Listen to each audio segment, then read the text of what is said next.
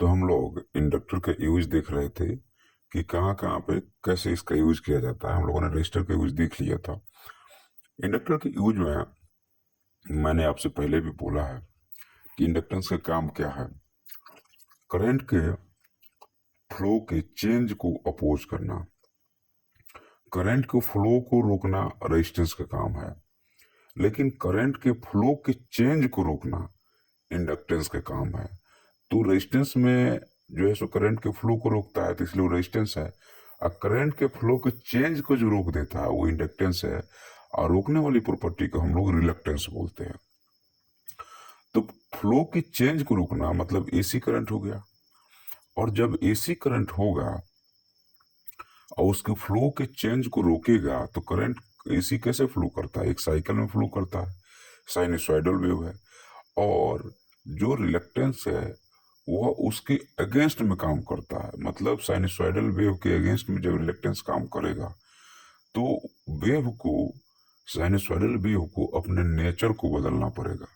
तो इसको हम लोग यूज करते हैं ट्रांसफार्मर सर्किट में।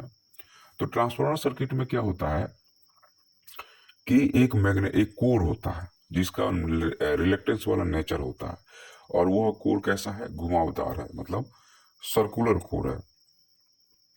और उस सर्कुलर कोर में हम लोग क्या करते हैं कि बाइंडिंग कर देते हैं। मतलब हमने रिलक्टेंस पैदा कर दिया, सर्कुलर कोर पे हमने रिलक्टेंस पैदा कर दिया। और सर्कुलर कोर पे हमने जब रिलक्टेंस पैदा किया तो जब वो करंट, साइनसॉइडल करंट फ्लो करेगा तो उसकी साइकिल को रोकने लगा, ये जो मूव कर रहा है। और वो किसी, जैसे मान लीजिए घूमती हुई चीज को एक और घूमती हुई चीज में डाल देंगे तो नहीं पास करेगा, रुकेगा ना।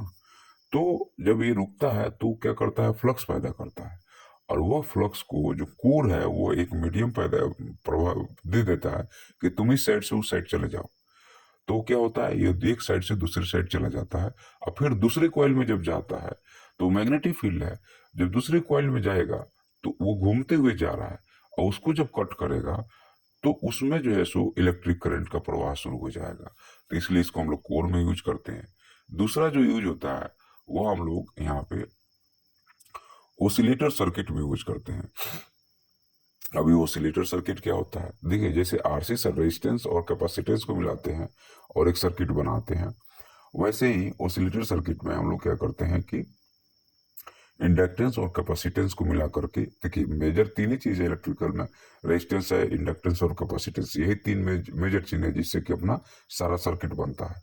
तो यहाँ पे एल और सी को हम लोग जब लगाते हैं तो एल और सी मिल करके किसी भी वेव को अपने उसका नेचर चेंज करने के लिए इसका यूज होता है। तो इसको रेडियो में, टीवी में, जैसे जिस फ्रीक्वेंसी पे आपको वेव चाहिए वैसा ही उसको घटा बढ़ा के हम लोग इसके प्रॉपर्टीज को घटा बढ़ा के हम लोग कर सकते हैं। नेक्स्ट इसमें है, वह है आपका एनर्जी स्टोरेज डिवाइस। तो एनर्जी स्टोरेज डिवाइस के लिए ये क्या करता है कि करंट के फ्लो को अपोज करता है। और जब फ्लो को अपोज करता है तो मैग्नेटिक फील्ड में वो एनर्जी स्टोर होने लगती है। एनर्जी तो उतनी ही है लेकिन उसका नेचर बदल गया। तो जब नेचर बदल गया और जब मान लीजिए कि हमने इधर से, तो वहाँ वो चीजें घूम रहा है, वो फ्लक्स जो है सो मैग्नेटिक फील्ड के रूप में घूम रहा है। लेकिन जब हम ये सप्लाई बंद करेंगे तो वह फ्लक्स जो घूम रहा था वह बाकी, वो क्या वहीं से आगे बढ़ जाएगा या वो उसका वहां से यूटिलाइज हो जाएगा। तो यह एनर्जी को जैसे मैग्नेटिक फ्लक्स के रूप में स्टोर करता है।